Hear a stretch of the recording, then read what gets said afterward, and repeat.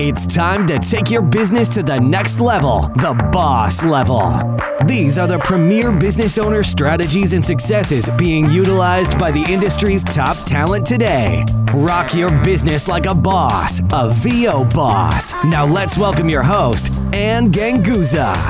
Hey everyone, welcome to the VO Boss Podcast. I'm your host, Ann Ganguzza, along with the amazing VO Tech guru and audio engineer extraordinaire, Mr. Tim Tippett. Hello, Tim. Good morning. Good morning, Ann. How are you? I'm doing okay. So, Tim, I have the question which you probably get all the time. Okay. And the question is, I have a lot of students who are, that I work with on a day-to-day basis that they're just starting out, or even if they're not just starting out, they want to know what microphone should they get that would make them sound good. And so, the answer to that is probably as varied as Yep. I have my own opinions, but I figure we should have a discussion about microphones with you today. Okay, sounds good. So, first of all, how are you doing this morning? I'm doing awesome. Thank you. Okay, you're welcome. I forgot to return the favors. That was rude of me. Okay, so yeah, microphones. I think you hit right on it when you said I have my own opinions. We see it on boards a lot in Facebook and elsewhere. Yes. What microphone should you get? Well, I own the TLM 103. You should get that. Or I own the 416. Or I have this or that, so you should get that because they're great. Well, no, because for each voice, there's the right mic. I'll give you an example. So someone heads into Guitar Center and they say, hey, they go to Pro Audio. This happens a lot, by the way. It's always Guitar Center too. I'm just saying. Yeah, it is. Yeah. Well, it makes sense. Yep. It makes sense, for someone who's not in the know.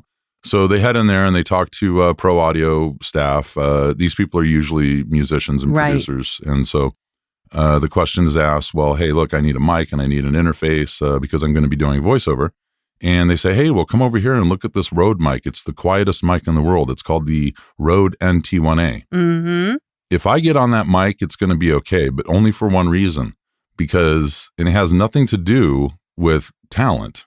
What it has to do with is I'm not a sibilant speaker. Oh, okay. I had a Rode NT1A when I started. And I bet you weren't sibilant on it because you're not a sibilant speaker. No, not typically. Yeah, I actually used it for quite some time before I, got a couple of different microphones. But yeah, it served me well. Right. Well, the NT1A has a very, very big boost on the top end, the high end of the frequencies, which is where sibilance lives. And sibilance, just to be clear, is not an S sound. It's a whistle inside of an S sound. Okay. Oh. When it's very, very sharp. And I'm going to make a comment about females. Do not take it the wrong way. Okay. Because it's just the nature of females versus males in the way that we speak. Females tend to be more sibilant simply because, they grow up listening to other females. So they mimic them. Makes sense. Same with males. But females will tend to purse the front of their tongue and curl it just slightly and push it towards the back of their teeth, which makes a stronger S sound like this. Right. Okay. Males, we tend to have a very relaxed tongue when we say S's.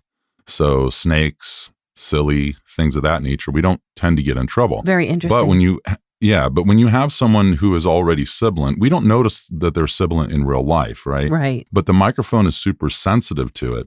So what it ends up doing is it takes a situation and makes it much, much worse. And then these people are not getting the feedback that they're sibilant until someone listens to their audio and then someone tells them, well, hey, you are sibilant. And then maybe they'll be clued in. I'm so glad you said that because people have always talked about females being sibilant. And I'm like, well, nobody's ever complained. I wonder. And then I thought, well, maybe I don't know what it sounds like. And so I'm glad that you explained it like that because I was always like, nobody ever said I was sibilant or complained that I needed to, do something with my audio.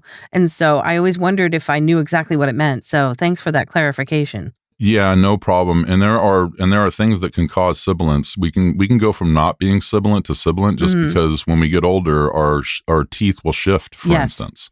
But anyway, it's easy enough to get rid of that just by making sure that you don't have a mic that's super hyped on the top end to where sibilance is going to be an issue. I know that there's a bunch of people who say the Rode NT1 is better. Is that it's a completely different microphone though, and that is true. It is better, right? Okay. And it has more options, et cetera. But if I'm thinking of the right mic, I believe I am. But overall, here's what it comes down to. If you're looking for the right mic for you, first of all, do not buy a $60 microphone and think that you are going to be competing with someone like you, Ann, who has a $1,000 Sennheiser. Right. Okay. That microphone, and you also have a 103 that's around. I do. The Neumann around $1,200, Yep. right? With all the gear that comes with it. Yep. They're that price for a reason, right? So they're we're talking about in the 103 is a large diaphragm microphone, and we know how sensitive that thing is. Oh my we goodness. talked about in past episodes about Absolutely. not eating right before you voice or being hungry when you voice on that. There's actually a picture out there somewhere where they were actually doing a session with the 103.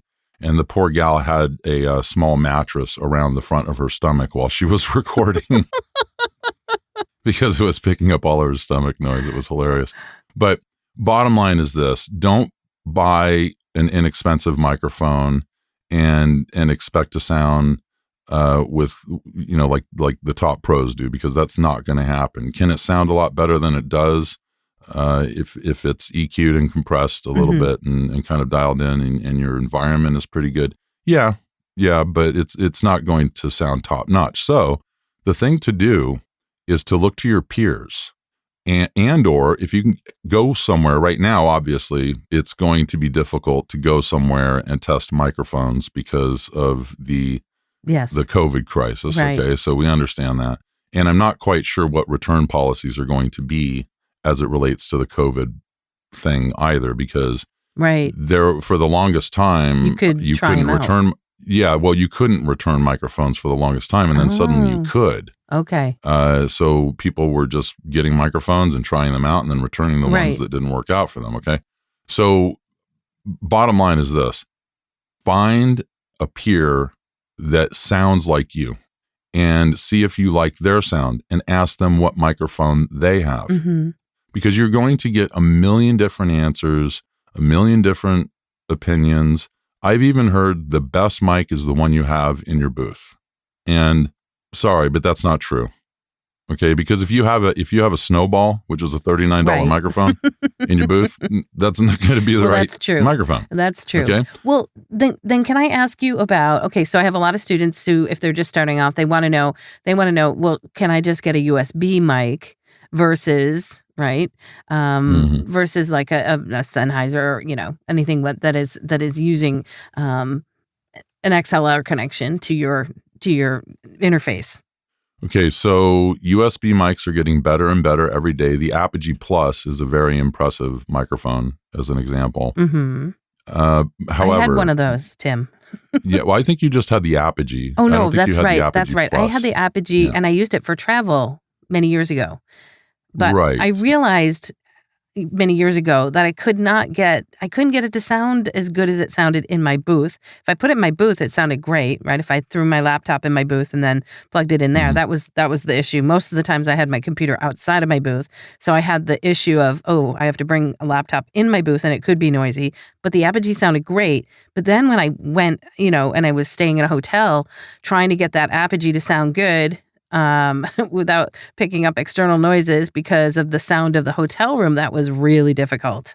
Yeah, so that's a big part of it as well, right? And we've talked about this in past episodes about what you can do in hotel rooms or if you're visiting family, et cetera, right? There are licks and tricks you can use.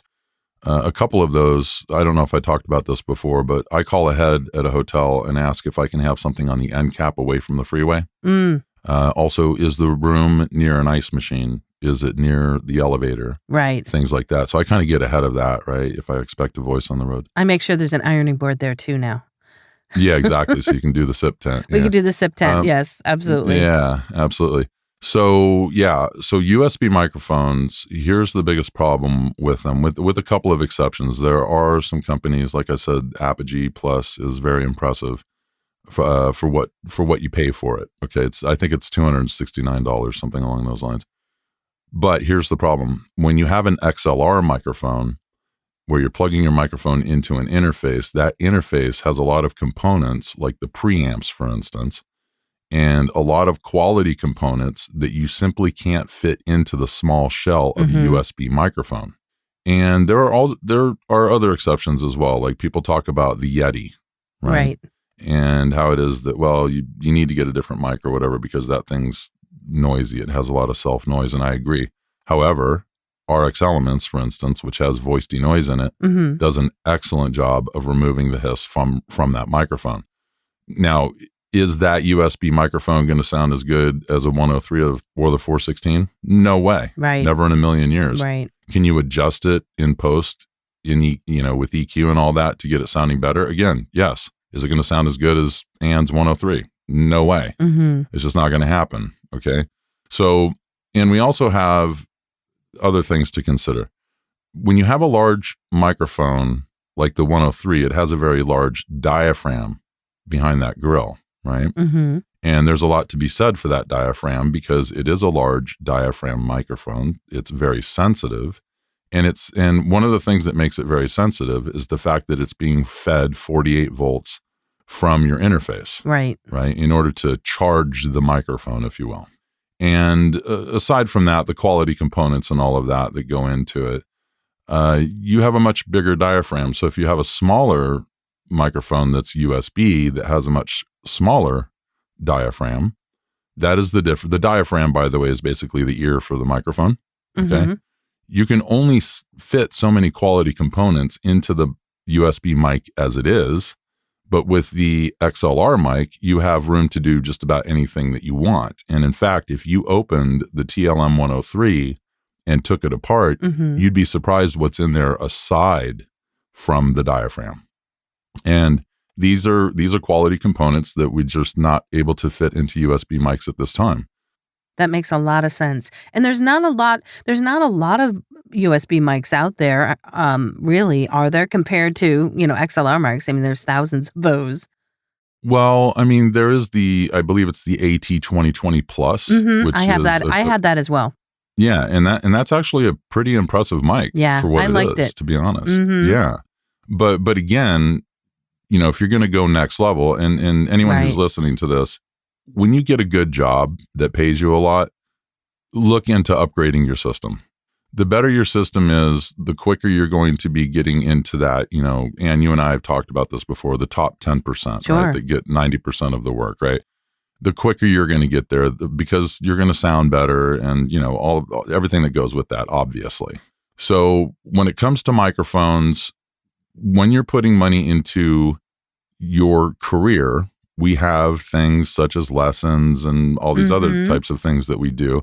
And I've seen people spend thousands of dollars on demos, thousands of dollars on lessons, and then they have a $60 microphone, and it just doesn't make any sense. I really love that you're kind of advocating for, investing in a quality mic, because there's so many, forums out there that will say you don't need to spend a ton of money to get great sound. And I can agree with that up to a point, but I really do believe that there is an extra added, advantage by having some really good quality equipment. I really noticed it when I made my first investment into the TLM 103, and I was like, oh yeah, okay, this does make a difference. I used my Rode NT1A for a long time, but then when I got the TLM 103, I was like, wow. And especially now, Tim, in the pandemic, right? When, sound and quality is really, a requirement these days of a lot of clients without, the fact that we can't go into studios.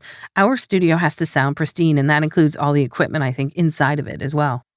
Yeah, you can't phone in an audition and the studio knows that this person is a pro, so it's fine. And the agent listens to it and says, all right, well, we'll see you Friday at the studio. That's not a thing anymore. Right. And I'm not sure when it will be a thing again. Okay. I know. And it's what's kept me so incredibly busy over the last 6 months is because of all these people are used to being on one side of the glass and not the other. Right. So there are microphones out there, by the way. I don't want to give people the idea that they have to spend $1,000 on a microphone. One that I have seen work for a lot of people across the board without too many problems is one of 3 mics that I reviewed from Lewitt, Lewitt. You can go to VOTechGuru.com and you can find it under equipment if you want to find this mic, but it's called the LCT 440 Pure. And it's a large diaphragm mic that costs $269. super impressive. And I haven't had anyone buy that one yet and not be happy with it after we tuned it in. Okay. So there are options out Any there. gender? Like it doesn't matter? No, both. Okay. Haven't had any problem. Do you compare it to any other type of mic that it might sound like for those of us that have tried all different types of mics? Not unless I talk about more expensive mics. You know, Yeah. I haven't heard anything at this price point that sounds quite as good as this microphone. Okay. And it's very quiet, right? Okay. So let's move on to something very quick that we didn't talk about initially, but microphone XLR cords, don't go on the cheap with those either. Yes, okay? you taught me that. Yeah, I use Mogami Gold exclusively because they're quad shielded. The one that I have hooked up to my mic right now is 12 years old. And it has been moved, I don't even know how many times. I can lay a power cord right across it and it's going to have, zero problems. It's a $50 cord. Yeah, Tim, you remember when I called you in a panic, right? When I had just changed my interface to the Mackie big knob and I could not, and I plugged it in and plugged my microphones in. And then I was like, oh my God. Oh, I plugged, and I want to talk a little bit about the Shure mic that you also recommended to me. I plugged that in and it sounded horrible. And I was like, oh my God, what happened? And literally you helped me debug it to being the cable. And you said, go ahead and make the investment and buy a decent cable, which now that's all I buy. And it makes all the difference in the world. So yeah, it really does. It's one less thing that you need to worry about. And if I ever have a problem here, which I rarely do, usually people will look at the XLR cord first. I don't, because I'm pretty darn sure that's not going to be the problem, Got right? it. So I would rather pay 3 times more for a cord that's going to last 10 times longer, or whatever the number is, right? But they do last a lot longer and they're very high quality. So anyway, let's move on to talking about interfaces here for a second, okay? Because not all interfaces are built equal either. We do have this kind of thing where technology has gotten to the point where the price points for really good quality stuff have been brought down so that those components can be put in relatively inexpensive interfaces, and then they are accessible to everyone at that point.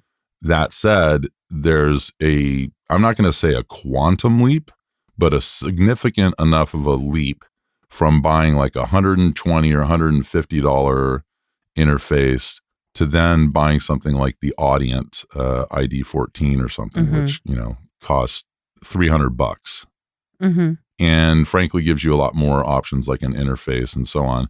And then you go up from there, right? Like I have the Apollo Twin that has all real-time plugins that are running. You're hearing them right now, the Manley Vox box, for instance, that allow me to dial in what I actually sound like, because if I just run straight through a preamp and I run through a mic, that mic's not tuned for my voice. It needs to be tuned for my voice to make my voice sound the best that it possibly can. And making it sound the best that it possibly can consists of, well, what does Tim sound like in real life? Right? Because you don't want to make yourself sound, somehow different than you are in real life. A good example of this would be right now you're on the 416, right? Correct. Okay. So we've done a little bit to adjust your stuff in post, but just a little bit, not much, right? To get you sounding more like I know and to be in real life. Right. And even though you have a very good mic, we're not quite getting that rounded out bottom end when we're just kind of talking into it directly. But here's the point. The 416 is picking up those frequencies so that they're there in the software in order to be able to adjust it. And it's picking it up in a quality manner. An interface that doesn't have quite as good preamps in it, it's not going to pick it up as cleanly. In fact, it might even be noisier, and it might not be a proper representation of what's going on with that person's voice. So when it comes to interfaces, don't chintz on that either. Well, I was going to say there are some of those, how do I put it, package deals where you get the mic, the headphones, and the and the interface all in one. I'm going to say I've had students that have not had good luck with those interfaces, and a lot of times they'll say to me, you know what, I don't know, I get this buzz or I'm hearing this hum, and I'm like, okay, I'm very familiar with that interface. You probably need to just throw it out right now. So which package are you talking about? Well, I was going to say and I've owned a couple myself, the Scarlett interface, which I did not have good luck with. And I don't know if there was, a batch that was, I don't know, they had cheap components in it, but I always got a hiss and I bought another one to replace it. And, maybe 6 months, 8 months down the road after that, I had some more issues with it with some sort of a hum. And I was like, you know what? I'm done with this interface. So, okay. You're talking about their package deal then? Mm-hmm. I didn't actually get the package deal. I bought the Scarlett when it first came out, the 2i2 when it was a thing, and everybody was talking about it on the forums, and they still are. And I had such a bad experience personally that I was just like, I don't feel confident recommending that. That's me personally. I know people who love it, but for me, I had two that just were not working, and I know students of mine that have had that the package deal where they've also had issues. Right. And I've heard people when they came out with the Gen 1, and then I think they had some issues, so they came out with Gen 2, right, and now they're on Gen 3, which I believe includes this air button, right? But when you're buying a package deal like that, I believe it comes with something like the iTrack Solo, they call it, and then headphones and a microphone and an XLR cord. Well, they're not going to be able to include the best components that tie that microphone and that interface together. So if you're getting hum, it could easily be from the cord. I mean, it's hard to say exactly what the problem is, but if I were to suspect anything, if you were talking about getting hum. Mine wasn't, because I didn't buy the package. I bought the interface, completely separate. So that's just my personal opinion. I know there are some people out there that love it. But I've just heard too many stories, and I'm like, well, that's okay. I mean, we all have choices. Yeah, but you've been hearing something over and over again, so you're seeing a pattern, right? So again, this speaks to, is that package good enough for voiceover? Well, it depends. Is everything perfect? I don't know. Right. At that price point, I couldn't tell you. I'd have to listen to it. Can it be tuned to sound better? Sure, but here's the thing. If you go to any store, we won't name any names, okay? But there's one that's very famous out there. It's huge. They like to combine one half of their store, which sells everything you can imagine, along with grocery. And now they're calling them super centers, okay? Now, if you're going to go get fruit, for instance, or vegetables, would you tend to go there? Do you have Gelson's near you? I do. You do, okay. Like literally 2 miles down the road. Yeah. Are you going to go to the super center to get your fruits and vegetables, or to Gelson's? Well, Gelson's tends to be a little expensive, but yeah, I know there's quality. Right. Exactly. And that's the point, right? So it's expensive, but it's expensive for a reason. Okay. Right. So you're investing in food that goes into your body. Sure. So for your career, why wouldn't you invest in quality equipment for your career? Because you do not want to be in a situation, and believe me, anyone who's listening to this, when I'm going through auditions, I have only done this maybe a few times where I've said, hey, there's a hum or something. Other than that, your audio sounds, it's top notch, but you need to get that checked out. Normally, what's happening when this stuff comes in is I don't have time to give 80 people feedback. Right. I just don't. I mean, I like to help people, but come on, at some point it gets a little overbearing. And so these people that contact me say, hey, I keep auditioning, I'm getting likes, I'm getting this and that, but I'm not getting any jobs. And sometimes it comes down to the equipment. Sometimes it comes down to a lack of processing or over processing. It might be noise. It might be acoustic, any number of things, right? But when it comes to equipment, you don't need to go top shelf. That's not necessary. I mean, it would be hard for me to say I've ever heard anyone sound bad on a Neumann U87. Right. But it's a $3,000 microphone, so it better have some qualities to it that, just about anyone's going to sound good on it, okay? But again, there's that area where you cross the line into not so great, and you want to stay away from that if possible. Spend the money up front so that that's not part of your issue. I think that's for people who say, I think maybe if people are just starting off and they don't want to invest a ton of money, they want to kind of just dip their toes in the water and then they buy a package deal like that. I think that's fine as long as they have in their head the idea that if this is something that they want to do for a career, then they they set aside that money and they really do the what I consider to be the smart move to invest in your business and just upgrade that equipment. Yeah. Well, when people come to me and they say, hey, I'd like to get into doing some voice work. Okay, what does voice work mean to you? Right. Okay, well, it means this. All right. So let me ask you a question. Is this a hobby for you? Are you just going to be doing podcasting once in a while? Or are you looking to kill it? Right. So for anyone out there right now who's looking to kill it, yes, don't buy the cheap stuff. Exactly. Because you're not going to kill it. If you want a hobby type of situation, sure, go and get that stuff, but expect some trouble. And good advice. So that's interface. Good advice. I'll tell you what, I think we could probably talk about this all day. Yep.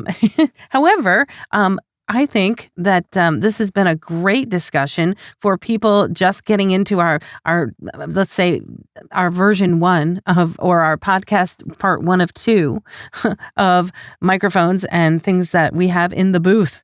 Awesome advice. And I'd like to give a great big shout out to IPDTL, our sponsor, allowing Tim and I to connect with one another and give you all sorts of wonderful information about mics. Thank you so much, Tim. It's been amazing. I'm sure we could talk for another hour or so about this.